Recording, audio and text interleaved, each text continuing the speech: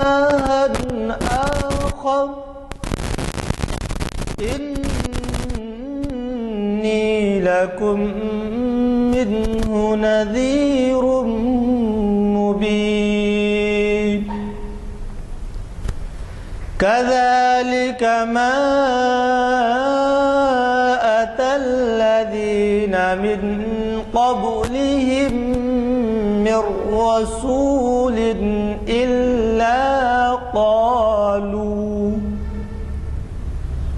إلا قالوا ساحر أو مجنون أتواصوا به بل هم قوم طاغون فتول عنهم فما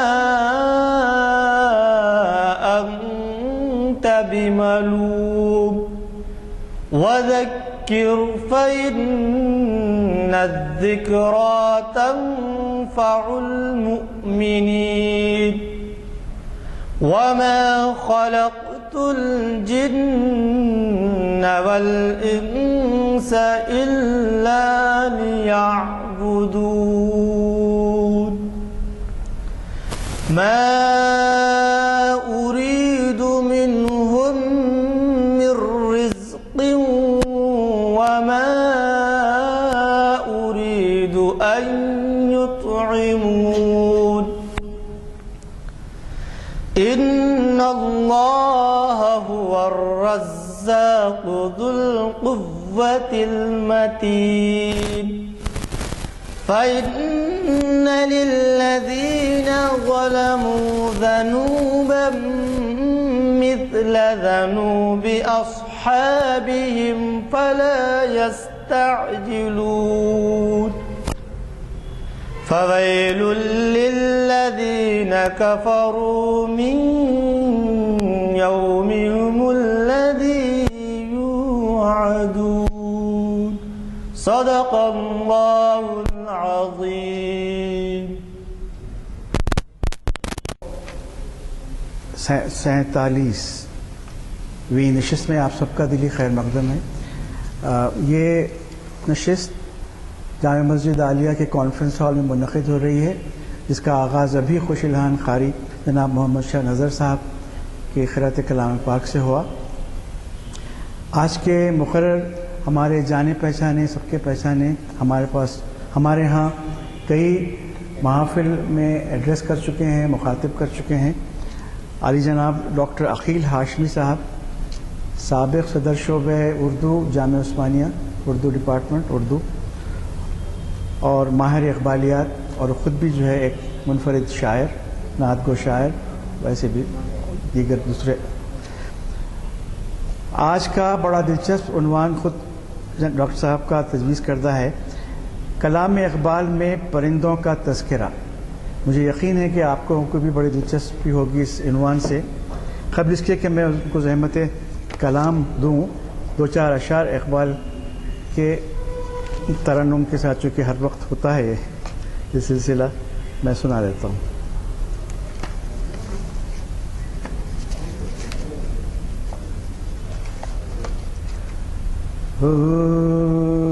سے پہلے تھا عجب تیرے جہاں کا منظر،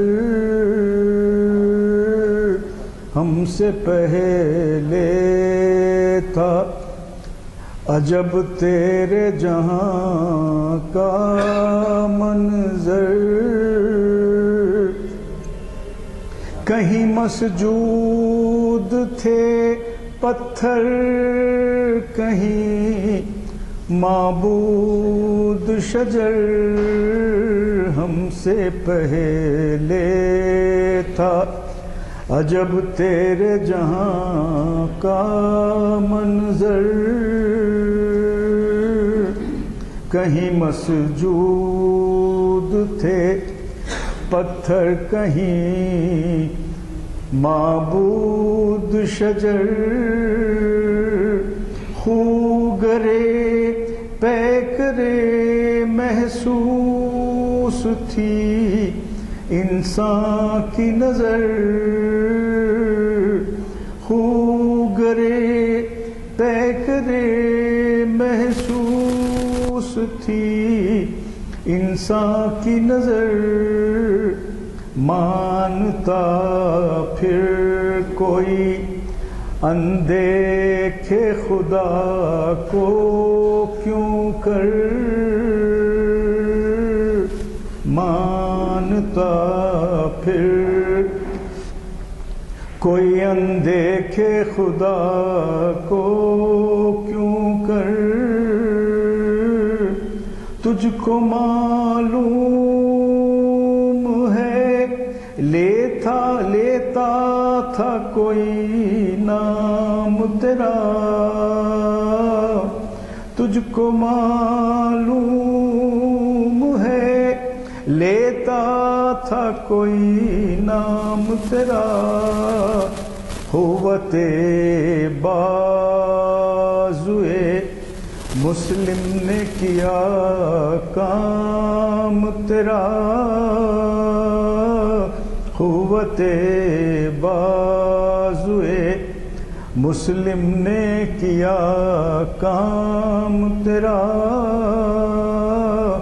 ہم سے پہلے تھا عجب تیرے جہاں کا منظر ہم سے پہلے میں درخواست کرتا ہوں کہ تشریف لائیں ڈاکٹر عقیل ہاشمی صاحب آپ سے مخاطب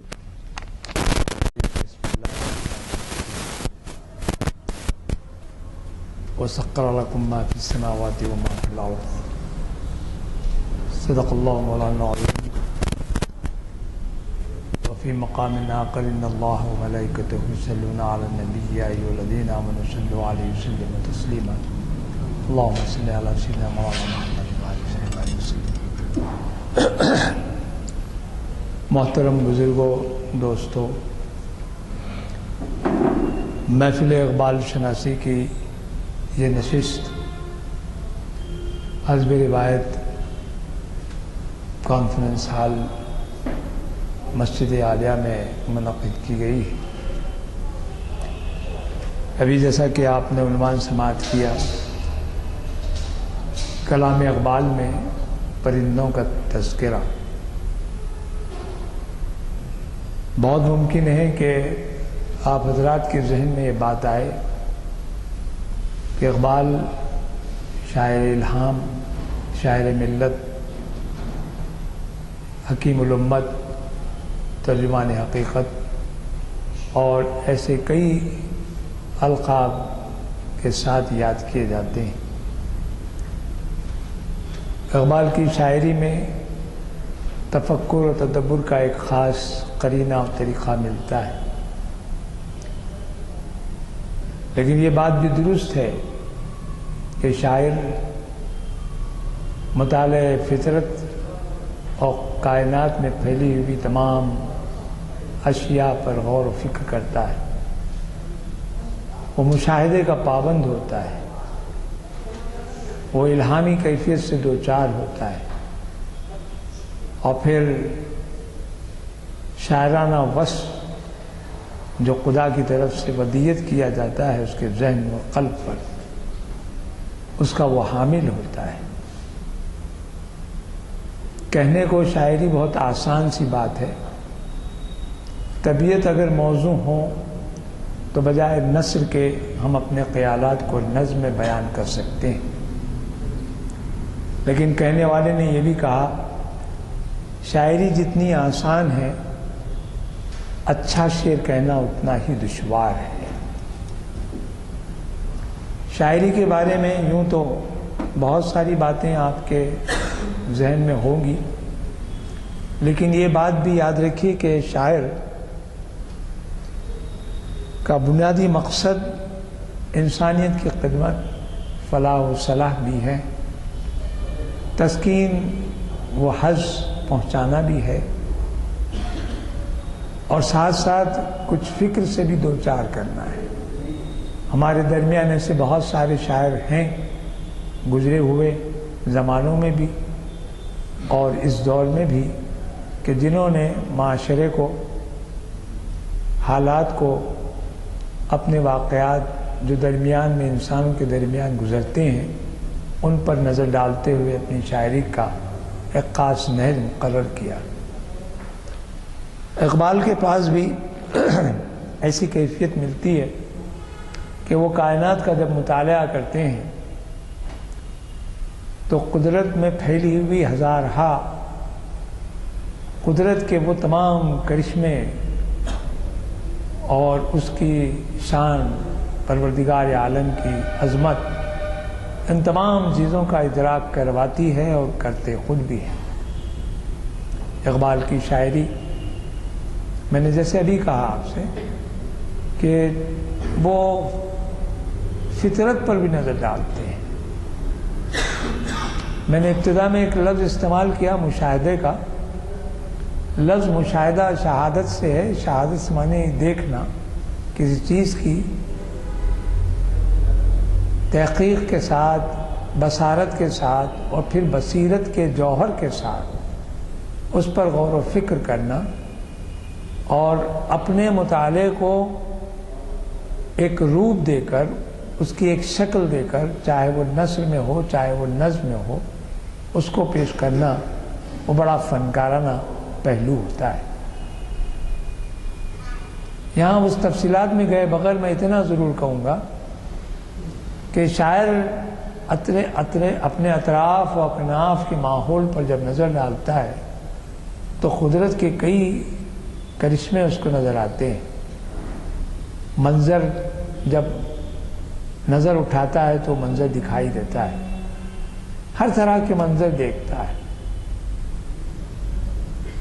اب جیسے مثال کے طور پر سورج کو غروب ہوتے ہوئے تو شاید ہی ہم سبوں نے تو کیا ہما شما سبوں نے دیکھا، لیکن کبھی اس نے غور بھی کیا کہ آخر اس سورج کا طلوع ہونا اور سورج کا غروب ہونا، اس کو کس انداز سے شاعرانہ وصف کے ساتھ اس طرح پیش کیا جائے کہ وہ آپ کے قلب پر مرتسم ہو، آپ کے ذہن کو متاثر کرے۔ اقبال کا میں شعر سناؤں اسی سورج کے طلوع اور غروب ہونے سے متعلق، خصوصاً غروب ہونے کے متعلق۔ اقبال نے صاف لفظوں میں کہا کہ سورج نے جاتے جاتے شام سیاہ قبا کو، سورج نے جاتے جاتے شام سیاہ قبا کو اور تشت افق سے لے کر لالے کے پھول مارے۔ آپ کو اندازہ ہوگا کہ جب سورج غروب ہوتا ہے تو پوری افق پر، بلکہ ہماری عام زبان میں آسمان کی اس سرحد پر جہاں ہماری نظریں غائب ہو جاتی ہیں، ہماری نظریں جھک جاتی ہیں، اس مقام پر ایک شفق کی لالی پھیل جاتی ہے۔ اگر ایسے میں ہم اس کے سامنے ہوتے ہیں، اگر ہمارے جسم پر سفید لباس ہو یا رنگین لباس بھی ہو تو ہمارے جسم پر بھی اس کی شعائیں سرخ انداز سے ہمارے پر متاثر کرتی ہیں، تو معلوم یہ ہوتا ہے کہ ہم خود بھی سرخ سرخ نظر آنے لگتے ہیں۔ یہ کیفیت کا اندازہ ہے کہ شاعر نے جاتے جاتے سورج کو جاتے جاتے جس انداز سے دیکھا۔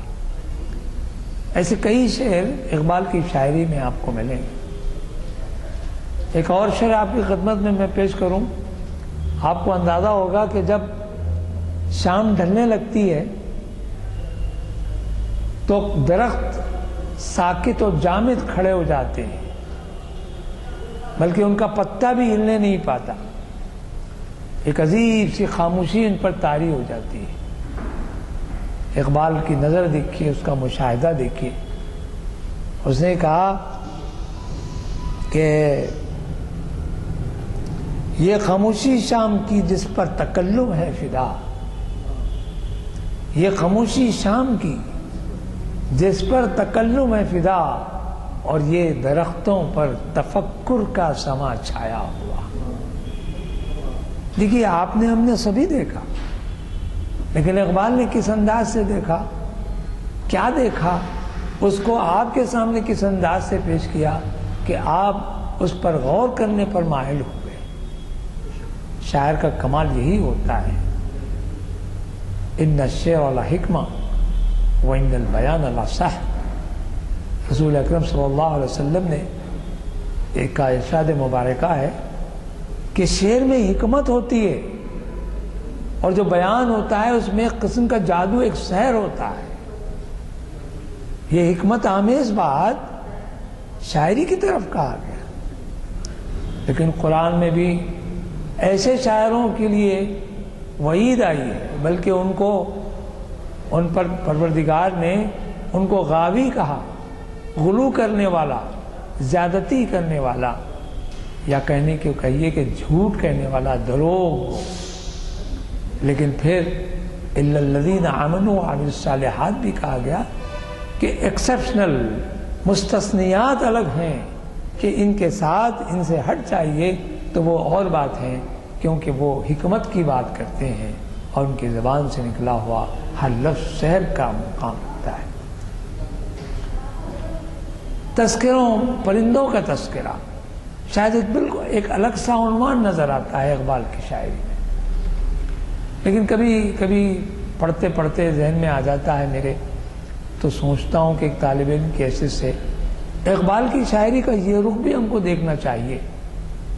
اقبال کی شاعری کا مقصد تو ہمارے سامنے ہے، اسلام اور ایمانیات، خدا اور خدا کی برگزیدگی اور اس کی بزرگی، اور رسول اکرم صلی اللہ علیہ وسلم سے محبت اور ایمان اور شریعت کی پابندی، اور صحیح معنی میں مسلمانوں میں ایک جوش و ولولہ پیدا کرنا، طاعت رسول اور طاعت الہی کا مصداق بنانا، یہ اقبال کی شاعری کا مقصد ہے۔ لیکن انہوں نے جو شاعری کی ہے وہ عام شاعری سے ہٹ کر ہے۔ اسی وجہ سے ایک مقام پہ کہتے ہیں کہ میری نوائے پریشاں کو شاعری نہ سمجھ، میری نوائے پریشاں کو شاعری نہ سمجھ، کہ میں ہوں محرم راز درون میں خانہ۔ وہ میں خانے میں جو راز چھپے ہوئے ہیں ان کا میں بیان کرنے والا ہوں، میں محرم ہوں، اس کا پاسدار ہوں، اس کا محافظ ہوں۔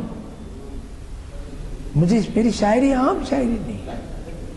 تب اس منزل میں آ کر جب ہم غور کرتے ہیں تو اقبال کی ابتدائی کلام میں چاند، ستارے، سورج، گائے، بکری، مکڑا، مکھی اور جگنو، چاند، ایسے عنوانات مل جاتے ہیں۔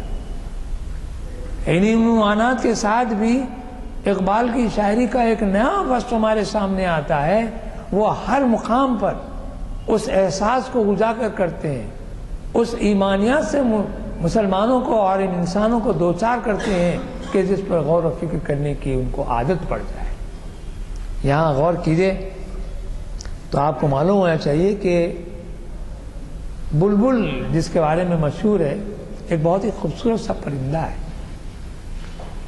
ہماری شاعری میں بہت آسانی سے استعمال کیا گیا کہ کتنے ہی شاعروں نے بلبل کا استعمال اور اپنی شاعری میں اس کو مقام دیا۔ ایرانی شاعروں کے پاس تو بلبل کے بارے میں مشہور باتیں ہیں، اور ایران میں بلبل کو ہزار کہتے ہیں۔ ہزار، آپ بولیں گے یہ ہزار کیا؟ ہزار گل کو کہتے ہیں، ہزار بلبل ہزار۔ یہ بات الگ بات ہے کہ بل مؤنث ہے اور گل مذکر ہے۔ ہمارے پاس ایرانی کہانی ایک تھا بلبل، ایک تھا گل اور ایک تھی بلبل کی کہانی آپ لوگوں نے سنی بھی ہوگی۔ یاد رکھیے کہ بلبل کا استعمال شاعروں نے عجیب عجیب انداز سے کیا ہے۔ اقبال نے بھی اس بلبل کا استعمال کیا، چکور کا استعمال کیا، طاؤس یعنی مور، جو پرندہ ہے مور، اس کو طاؤس کہتے ہیں فارسی میں، اور وہ مور، اگر مور کو اگر آپ مور کے معنی اگر دیکھیں گے تو مور کے معنی چونٹی کے ہیں، اور پرندے مور کے معنی طاؤس کے ہیں۔ تو یہاں یہ بات ذہن نشین رکھیے کہ اقبال نے جہاں پرندوں کا استعمال کیا اپنی شاعری میں تو اس کا وصف، اس کا انداز، اس کا مزاج، اس کا مرتبہ، اس کی فطرت، اس کا انداز ہی بالکل جدا گانا ہے۔ بلبل کا جو رنگ اور روپ ہے وہ ایک اپنے انداز کا ہے۔ اور یہ شاعر وہ مشہور شعر ہے، دیکھیے منظر نگاری بھی ایک خاص چیز ہوتی ہے۔ جب آپ کوئی منظر دیکھتے ہیں، جیسے ابھی میں نے اقبال کا شعر سنایا کہ سورج نے جاتے جاتے شام سواق با کو، تو دیکھیے جگر مراد آبادی بھی ایک ہمارے شاعر ہیں، انہوں نے بلبل کا استعمال کر لیا کہ یہ مست بلبل چہک رہی ہے، قریب عارض پھدک رہی ہے، گلوں کی چھاتی دھڑک رہی ہے، یہ دستے رنگین بڑھا رہے ہیں، یہ بلبل ہے۔ یہ اقبال کا، یہ جگر کا رنگ ہے، لیکن اب بلبل کے ساتھ اقبال کا رنگ اگر آپ کے سامنے میں پیش کروں تو آپ یہ کہیں گے کہ اقبال نے اس بلبل کو کسی نئے انداز سے پیش کر دیا۔ وہ کیا انداز ہے تو آپ اندازہ کیجئے۔ وہ یہ ایک شعر ہے، لیے پھرتی ہے بلبل چونچ میں گل، لیے پھرتی ہے بلبل چونچ میں گل، شہید ناز کی تربت کہاں ہے؟ شہید ناز کی تربت کہاں ہے؟ وہ پھول اس کی تربت پہ رکھنا چاہتی ہے۔ اب اندازہ کیجیے کہ کیا مقام اور کیا انداز ہے۔ اب اقبال نے بلبل کا جو استعمال کیا اپنی پوری، آپ ان کے کلام کو حسن بانگ درا میں پڑھیں گے آپ تو 2-3 مقامات پر انہوں نے بہت صاف صاف لفظوں میں بلبل کا استعمال کیا، لیکن کیا استعمال کیا ہے یہ شعر سنیے، تمہارا اندازہ ہوگا کہ نالے بلبل کے سنوں، یہ کسی اور یہ شعر جو ہے شکوے کا شعر ہے، ابتدائی شعر ہے کہ نالے بلبل کے سنوں اور ہمتن گوش رہوں، میں بھی ہم نوا، میں بھی کوئی گل ہوں کہ خاموش رہوں۔ بلبل آواز دیتی ہے، گل آواز نہیں دیتا۔ تو دیکھیے شکوے میں ابتداً انہوں نے جو خدا سے شکوہ کرنے کی جرت کی، جسارت کی، اور ایک مقام مرتبہ لا کر انسان کو خدا کا ہم کلام بنا دیا، اس کے ابتدائی شعر میں کہہ رہے ہیں کہ میں ہم نوا، میں بھی تو گل ہوں کہ خاموش ہوں، نہیں، نالے بلبل کے سنوں، بلبل پکارتی ہے، چیختی ہے، چلاتی ہے، اور ہمتن گوش رہوں، گوش کان، ہمتن گوش رہوں، اور ہم نوا، میں بھی کوئی گل ہوں کہ خاموش رہوں، جی نہیں اب تو مجھے کچھ بات کرنا ہے۔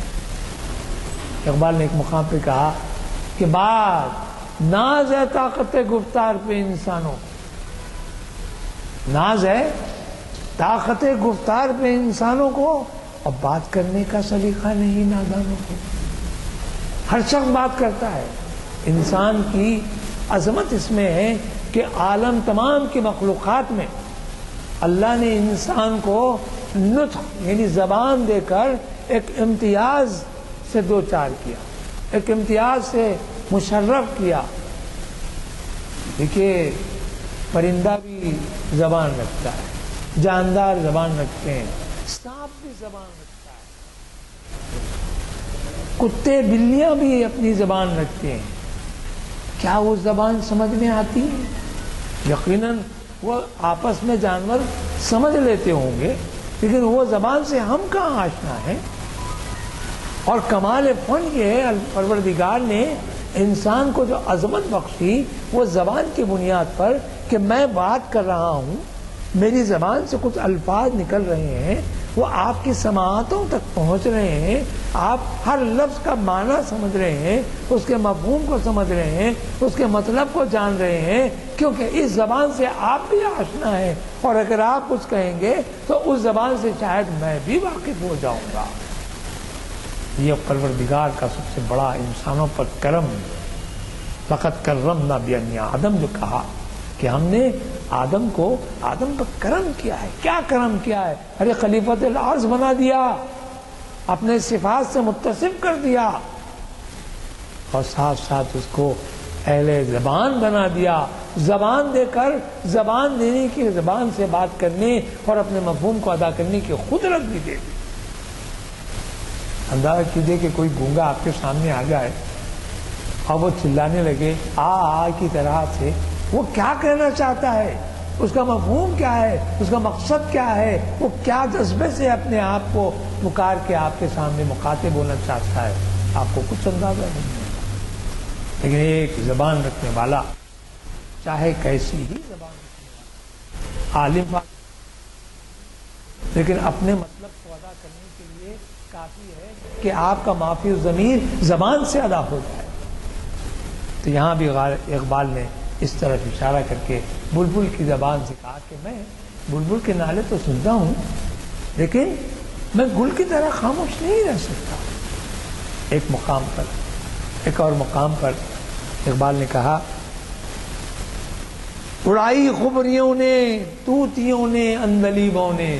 اندلیب پھر ایک بار بلبل ہی کو کہتے ہیں۔ اڑائی خمریوں نے، خمری بھی ایک چھوٹا سا پرندہ ہوتا ہے، اور اس پرندے کے ساتھ انہوں نے طوطیوں کو، طوطا جسے کہتے ہیں، طوطی کہتے ہیں بعض لوگ طوطا، ہمارے پاس ہندوستان میں طوطا مراد لیا جاتا ہے، ایران میں طوطی کہا جاتا ہے۔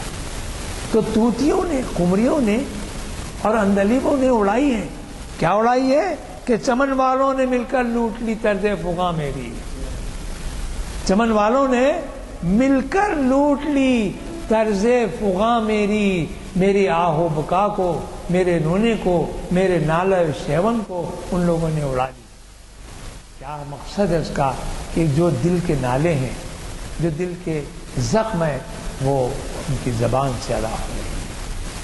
اور پھر ایک مقام پر انہوں نے جس خوبی سے بلبل کا استعمال کیا، ایک تاریخ ساز شعر انہوں نے کہہ دیا، ایک ایسا شعر کہا ہے کہ جس کا ثانی شاید مشکل سے آپ کو ملے۔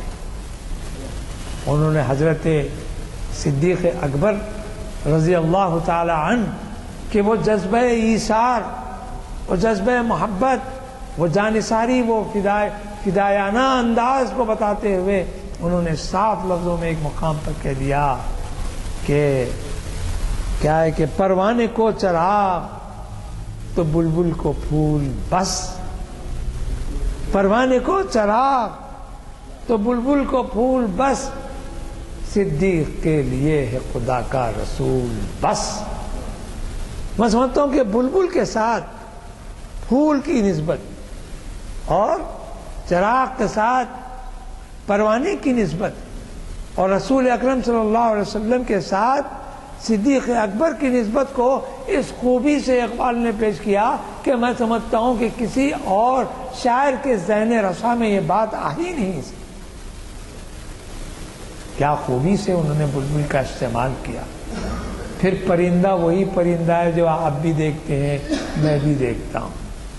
یہ کلام اقبال میں پرندوں کا جب تذکرہ چل رہا ہے تو یہ بات ذہن نشین رکھیے کہ اقبال نے پرندے کا استعمال کیا، پرندے کی فطرت کا استعمال کیا، اس کی دلکشی کا استعمال کیا، اس کی خوبصورتی کو بتایا، لیکن ساتھ ساتھ اپنی شاعری کے مقصد کو انہوں نے کبھی فراموش نہیں کیا۔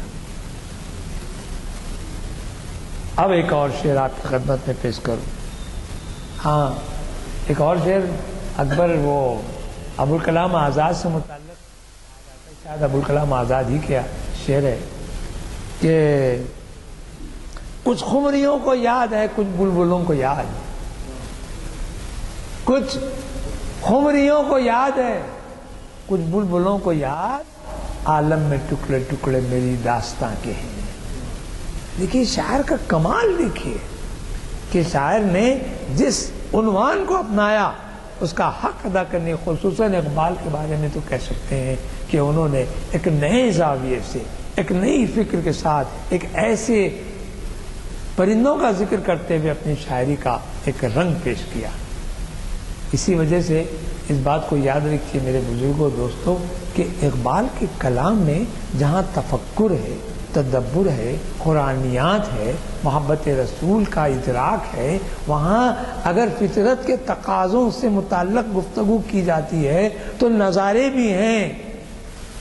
نظر ہو تو نظارے ہیں، اور اگر نظر، جیسا کہ کہا کہ جتنی نظر اونچی ہے اونچا نظر آیا، آپ کی نظر نیچی ہے تو نیچا نظر آئے گا۔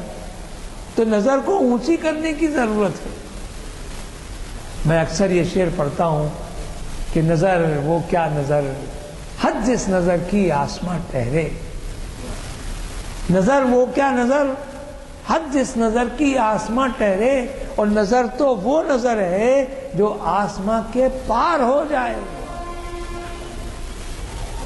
اور پھر شاعر نے کہہ دیا، خود اقبال نے کہا، اے اہل نظر ذوق نظر خوب ہے لیکن، اے اہل نظر ذوق نظر خوب ہے لیکن، جو شے کی حقیقت کو نہ دیکھے وہ نظر کیا، وہ کائے کی نظر ہے. ہم نظر رکھ کر بھی اندھے ہیں، معاف کرنا، ہم بصارت رکھ کر بھی اندھے ہیں. کیوں کہ ہم بصارت کے ذریعے سے چیزوں کی ماہیت یا چیزوں کی اصلیت تک نہیں پہنچ سکتے. چیزوں کی ماہیت اور اصلیت کو پہنچنے کے لیے بصارت سے کہیں زیادہ بصیرت کی ضرورت پڑتی ہے، اور یہ چیز پروردگار کی طرف سے سب کو نصیب نہیں ہوتی، خال خال ہی کسی کو عطا کی جاتی ہے. تو یہاں میں عرض کر رہا ہوں کہ اقبال نے جہاں بلبل کا ذکر کیا، وہاں قمریوں کا ذکر کیا، وہاں طاؤس کا ذکر کیا، وہاں چکور کا ذکر کیا، اور پھر اقبال نے ایک چھوٹا سا پرندہ، چڑی ہوتی ہے، کنشک بولتے ہیں اس کو فارسی میں، چڑی، چھوٹی چڑی، وہ ایسی چھوڑی جسے ہم خان چڑی جسے عام طور پہ کہتے ہیں، کنک، ایسا پرندہ بہت ہی بے مایا، پرو کہتے ہیں چھوٹی سی چیز، لیکن انہوں نے اس طرح سے انداز سے اس کو پیش کیا کہ بس واہ. اقبال کے سامنے ایک خاص ڈکشن ہوتا ہے، ڈکشن کے معنی ایک متمع نظر ہوتا ہے، ایک اسلوب. وہ اسلوب یہ ہے انسانوں کو، بالخصوص مسلمانوں کو آگاہی بخش دیں، قدرت سے واقفیت دلائیں، اور قدرت کے لانے، قدرت کو سمجھانے والے، ایمانیات سے مشرف کرنے والی وہ عظیم ہستی، وہ پیغمبر آخر الزماں کی محبتوں سے ان کو ہمکنار کریں. اسی وجہ سے انہوں نے کئی مقامات پر یہ بات بتانے کی کوشش کی ہے کہ پرندے بھی ہوں، کمزور ضرور ہوتے ہیں، لیکن ان میں جو قوت ہوتی ہے، ان کا وجود جو ہوتا ہے، اس بات کی ضمانت فراہم کرتا ہے کہ ان کے وجود کو سمجھیں. ایک شعر میں آپ کے سامنے اقبال کا پیش کرتا ہوں کہ انہوں نے کہا، شاہین ایک خاص پرندہ ہے. ہمارے پاس شاہین کے نام کے ساتھ ہی ہمارے ذہن میں شاید گدھ آ جائے، یا عام طور پہ ذرا اچھے لفظوں میں کہہ دوں تو یا ذرا اور اچھا لفظ کہہ دوں تو شہباز کہہ دوں یا باز کہہ دوں. جی ایک شعر انہوں نے کہا، کرگس کا جہاں اور ہے شاہی کا جہاں اور. ارے یہ کیا بات ہوئی، یہ کیا بات، یہ کرگس کیا ہے؟ کرگس مردہ خور، مردار خور جو ہوتے ہیں، جو مردہ نوچ نوچ کے کھاتے ہیں. تو اقبال نے کہا کہ ہاں، وہ شعر مشہور ہے ان کا،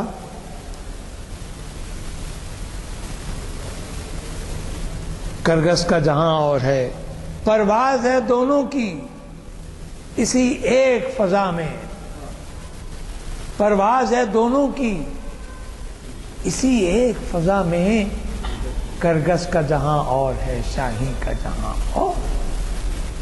مردار خور کا جو فضا میں اٹھتا ہے، منڈلاتا ہے، تو مردے کی فکر میں کہ کس جگہ مردہ موجود ہے، اس کو نوچ کھانے کی فکر اس کو لگی ہوئی ہے. اور شاہین کا عالم یہ ہے کہ اس کی پرواز کا تو عالم یہ ہے کہ وہ یہ تو سطحیت میں نہیں جاتا، بلکہ اس کی پرواز تو پرے پرواز ہے، حد نگاہ تک. آپ نے کبھی کبھی غور کیا ہوگا، کبھی اگر آپ کی نظر آسمانوں کی بلندیوں کی طرف اٹھ جائے تو چند پرندے آپ کو اڑتے نظر آئیں گے، وہ یقیناً وہ شاہین زادے ہیں. اور اس طرف انہوں نے اشارہ بھی کیا، انہوں نے صاف لفظوں میں کہا کہ یہ دراصل شاہین جسے ہم کہتے ہیں باز ہے، شہباز ہے، یا عام طور پر گدھ جسے ہم کہتے ہیں. لیکن کرگس وہ گدھ ہے جو مردار خور ہے، جو مردہ کھاتا ہے، لیکن شاہین نہیں کھاتا۔ اور ایک مقام پہ انہوں نے صاف لفظوں میں کہا کہ پرندوں کی دنیا کا درویش ہوں میں، پرندوں کی دنیا کا درویش ہوں میں، کہ شاہین بناتا نہیں آشیانہ، کہ شاہین بناتا نہیں آشیانہ، جھپٹنا پلٹنا، پلٹ کر جھپٹنا، جھپٹنا پلٹنا، پلٹ کر جھپٹنا، لہو گرم رکھنے کا ہے ایک بہانہ، لہو گرم رکھنے کا ہے ایک بہانہ۔ ذرا غور کر لیجئے، کبھی جھپٹتے ہیں، آگے بڑھتے ہیں تو ہمارے خون میں ایک شدت، ایک گرمی پیدا ہو جاتی ہے۔ یہ طریقہ سکھایا جاتا ہے۔ اقبال آپ کو مائل کرتے ہیں کہ آپ شاہین پر مت جائیے، شاہین کی فطرت پر جائیے، اس کی حقیقت پر دیکھیے کہ قدرت نے اس کو کیا کیا نعمتوں سے سرفراز کیا ہے۔ اب ایک بات ہے، انہوں نے ایک مقام پہ کہا کہ کیا گرماؤ غلاموں کے لہو سوز یقین سے، گرماؤ غلاموں کے لہو کا لہو سوز یقین سے، کنجک سے فرو مایا کو شاہین سے لڑا دو۔ میں نے ابھی جس چھوٹی سی چڑیا کا آپ کو ذکر کیا، فرو مایا بہت ہی چھوٹی سی چڑیا ہے، اس کو شاہین سے لڑا دینے کے بارے میں کہہ رہے ہیں۔ ایک چھوٹی سی چڑیا اور شاہین سے کیسے لڑے گی؟ یہاں لڑانا مقصود نہیں ہے، وہ لڑائی نہیں جو مرغ باز لڑاتے ہیں، مرغوں کی لڑائی، بٹیروں کی لڑائی، کبوتروں کی لڑائی۔ یہ لڑائی تو اپنے ذوق کو، اپنے شوق کو پورا کرنے کے لیے اور نہایت پس درجے کی ذہنیت کا اظہار کا معاملہ ہے۔ لیکن انہوں نے کہا کہ غلاموں کے لہو کو سوز یقین سے اگر آپ گرمانا چاہتے ہیں تو پھر یہ یاد رکھیے کہ ایک معمولی سے پرندے کو شاہین جیسے عظیم پرندے سے لڑا دیں۔ یہاں لڑانا مقصود نہیں، بلکہ جیسا کہ کہا جاتا ہے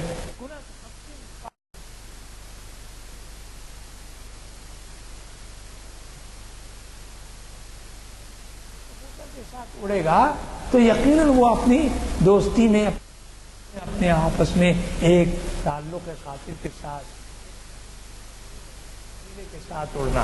لیکن باز اگر آ جائے تو باز جھپٹ کر اس کو کھانے یا اس کو شکار بنانے کی فکر سے اڑے گا، اور کبوتر اس سے بچنے کے لیے اڑے گا۔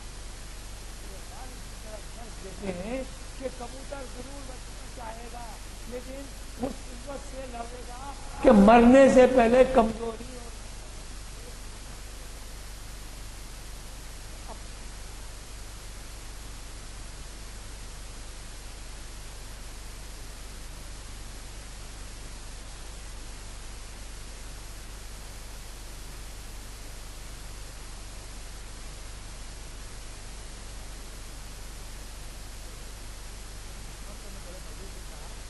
وہ فریب خوردہ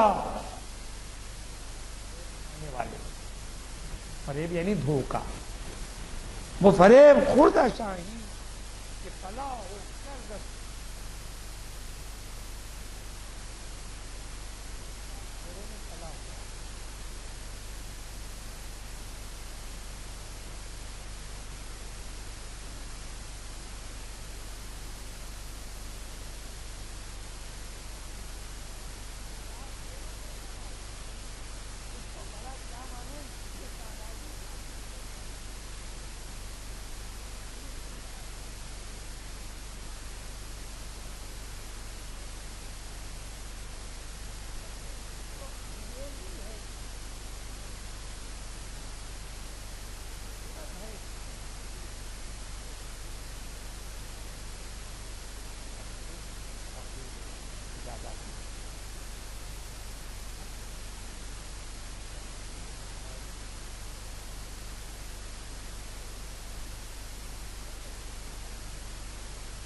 کبھی کبھی تو ایسا ذہن میں شاہین زادے کے معنی مسلمان ہیں، وہ نوجوان خون ہیں جو بے بہرا ہو جا رہے ہیں دین سے، کرگسوں کے دائروں میں گھرے، آج ان کو اس مقام سے نکل کر باہر آنے کی ضرورت ہے۔ تو وہ بتاتے ہیں کہ آخر یہ اپنی ہستی اور وجود کا کیا مصرف ہے؟ کیا تم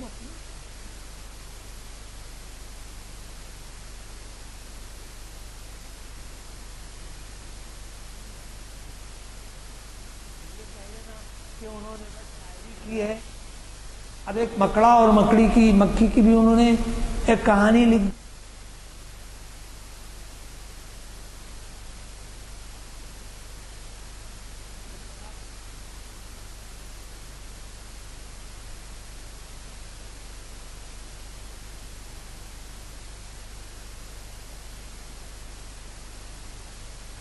تھے، وہ چاہتے تھے کہ جو اگر انگریزی کی کچھ نظمیں تھیں تو اس کا انہوں نے ٹرانسلیشن کرتے ہوئے اپنے انداز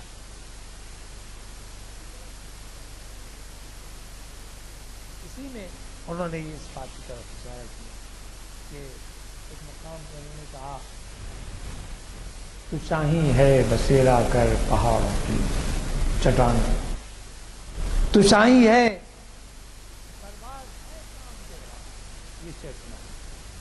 تو شاہی ہے پرواز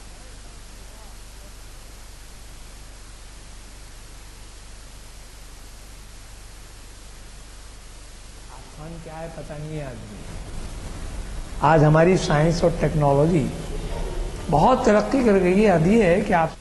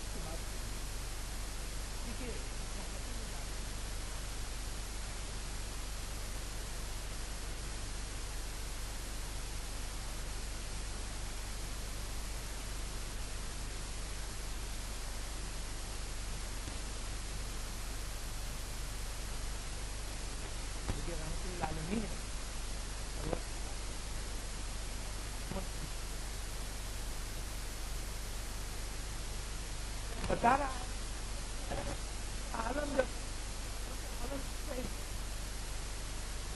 رحمت شک نہ کرتا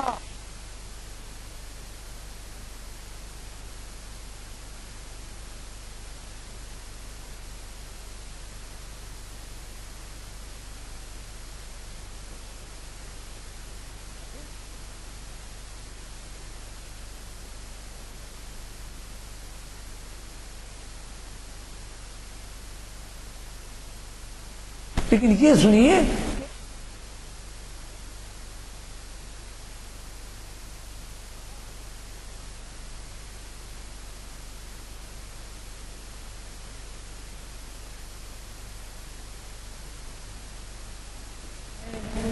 اگر وہاں جاندار ہوتے تو سرکار دو عالم صلی اللہ علیہ وسلم شک کرتے تو خدا معلوم کیا قیامت چاند کے اندر برپا ہو جاتی، اور انسان اگر اس میں ہوتے، آبادیاں ہوتی، جاندار ہوتے تو ان کا کیا حشر ہو جاتا۔ لیکن رحمت عالم کو یہ مقصود نہیں ہوا۔ پروردگار کے محبوب نے دست رحمت یعنی رحمت للعالمین کا ایک بہترین آپ نے ایک انداز یہ شق القمر کے ذریعے سے بتایا کہ دست رحمت شک نہ کرتا، ہوتے گرواں جاندار، خاک پتھر کے سوا کیا شے مہے کامل ہے۔ اب آسمان، آج ہماری سائنس اور ٹیکنالوجی اس فکر میں لگی ہوئی ہے کہ یہ زمین کے اطراف یہ جو نیلگوں آسمان نظر آ رہا ہے، جی خیمہ افلاک کا، اقبال کی زبان، خیمہ افلاک کا استادہ اسی نام سے ہے۔ اللہ کا سرکار کے نام سے ہی تو خیمہ استادہ افلاک کا اسی نام سے، اسی نام سے۔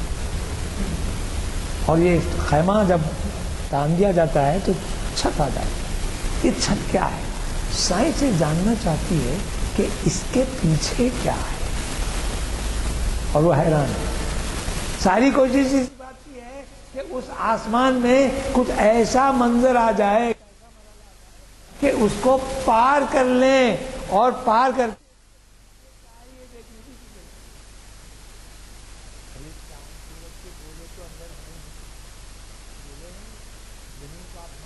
سے دیکھ لیجیے.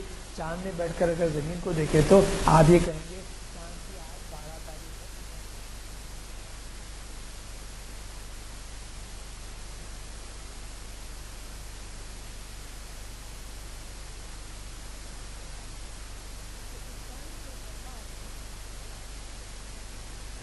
کہ تیرے سامنے آسمان بھی ہے.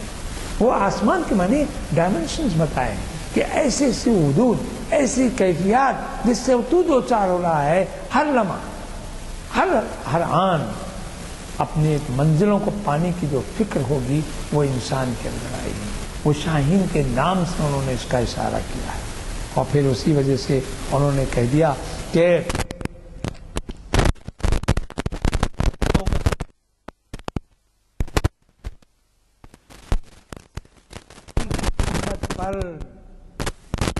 تو شاہین ہے تیرا کر پہاڑوں کی چٹان میں.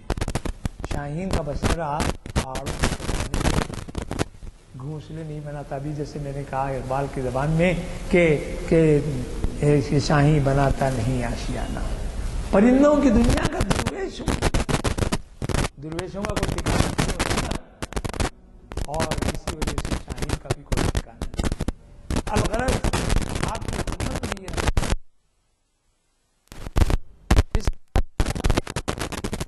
اور اپنی شاعری میں خودی رموز میں خودی اور یقین اور خدا کی وحدانیت، رسول اکرم صلی اللہ علیہ وسلم کی محبت اور اس طرح کی کئی کیفیات سے متعلق اپنے اشعار پیش کیے.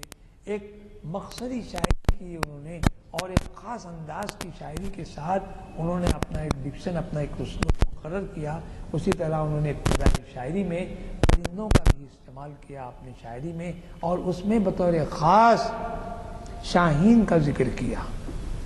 شاہین کا ذکر کیا. شاہین کے معنی یہی اور اس میں انہوں نے اس بات کی کوشش کی کہ شاہین ایک شعر بہت اچھے لفظوں میں انہوں نے بہت ہدایت کے لیے کہہ دیا کہ جوانوں کو میری آہے سحر دے، جوانوں کو میری آہے سحر دے، پھر ان شاہین بچوں کو بالوں پر دے. یہ شاہین بچے ہیں. دیکھیے جب پرندہ کا بچہ انڈے سے باہر آتا ہے تو آپ کو اندازہ ہوگا کہ اس کے پر ضرور ہوتے ہیں لیکن اس کے گوشت آلودہ ہوتے ہیں. پر اس میں پنکھ جسے کہتے ہیں پر والی کیفیت پیدا نہیں ہوتی تاکہ وہ اڑ جائے. لیکن آہستہ آہستہ جب وہ بالیدہ بڑھتے جاتے ہیں تو پھر آپ غور کریں گے تو ان کی وہ کیفیت پیدا ہو جاتی ہے جس کے ذریعے سے وہ اڑنے لگتے ہیں. تو ذرا غور کیجیے کہ اقبال نے شاہین زادوں کی کیفیت پیش کی. اور شاہین پرندہ ہے جسے ہم باز کہہ رہے ہیں، جسے یہ عام طور پہ کہا کہ کرگس کا جہاں اور ہے، شاہی کا جہاں اور. پرواز ہے دونوں کی اسی ایک فضا میں، پرواز ہے دونوں کی اسی ایک فضا میں، کرگس کا جہاں اور ہے، شاہی کا جہاں اور. دیکھیے ایک اور شعر اسی انداز سے انہوں نے کہا کہ ملا کی اذاں اور مجاہد کی اذاں اور. یہ کیا بات ہے؟ اذاں تو دونوں دے رہے ہیں لیکن ملا کی اذاں اور ہے، مجاہد کی اذاں اور. تو اقبال نے اپنی شاعری کا جو وصف قرار دیا وہ دراصل ایمانیات سے متعلق ہے.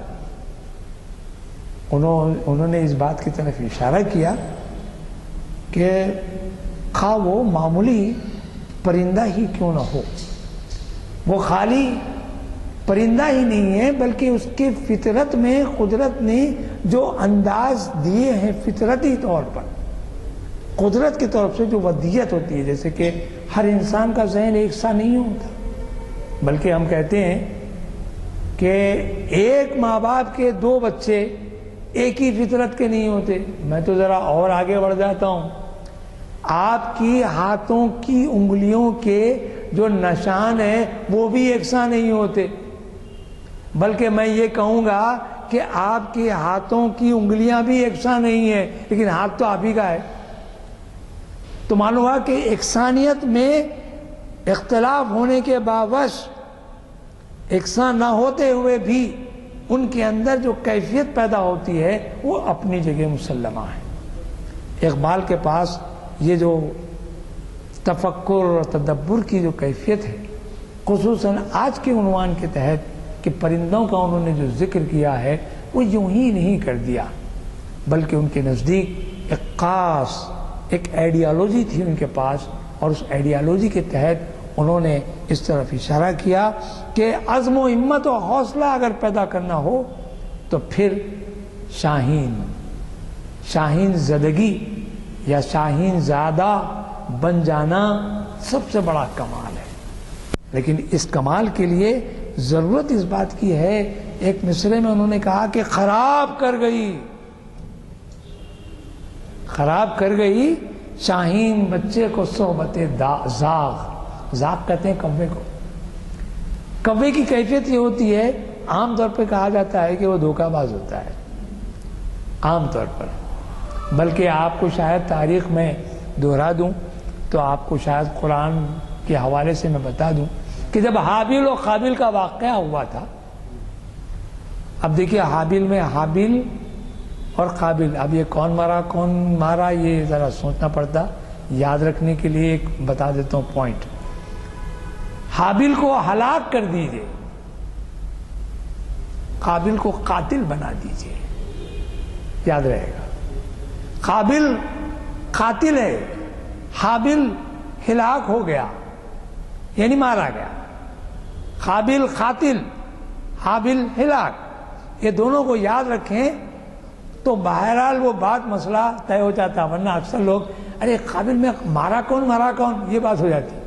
تو یہ ذہن میں رکھیے، قابل کو قاتل بنا دیجئے، حابیل کو ہلاک کر دیجئے، آپ کو یاد رہے گا اور بہت دیر تک یاد رہے گا. اگر کوئی سوال کر بھی لیتا ہے تو یقیناً آپ اس کا جواب دے سکے. ایسی منزل میں کہ جب کہ قابل نے حابیل کو ہلاک کر دیا اور وہ پریشان تھا کہ آخر اس سے میرے بھائی کو میں نے مار دیا اور یہ لاش کی صورت ہو گئی، آخر اس کو کیا کر سکتا ہوں. تو پروردگار نے کوے کو بھیجا اور کوے نے کچھ نہیں کیا، اس نے ایک اور کوے کو مارا. اور یہ دونوں یہ منظر قابل دیکھ رہا ہے.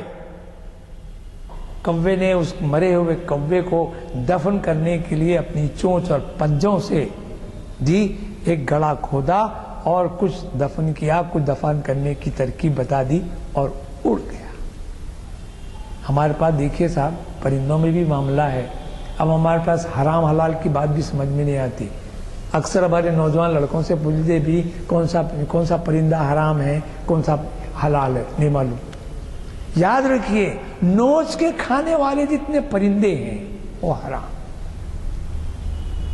پنجوں میں گرفت میں رکھ کر اپنے پنجوں میں شکار کیا ہوا جو بھی سمجھے کہ چیز ہوگی اس کو پنجوں میں اپنے گرفت میں لے کر چونچ سے نوچ کے جب کھاتے ہیں تو ایسے پرندے کا ہمارے پاس کھانا حرام ہے. یاد رکھیے. ہاں جانوروں میں خصوصاً درندوں میں جو ناخنوں سے نوچ کے کھاتے ہیں وہ بھی حرام ہے. جی تو معلوم ہوا کہ یہ چیزیں معلوم رکھتا ہے. اب کبوتر ہاتھ میں پنجے میں پکڑ کے نہیں کھاتا، کوا پنجے میں پکڑ کے چونچ سے نوچ کے کھاتا ہے. کبوتر حلال ہے، کوا حرام. یہ ایسی بات آ گئی تو کہہ دے رہا ہوں آپ سے، یہ بات یاد رکھنا ہے.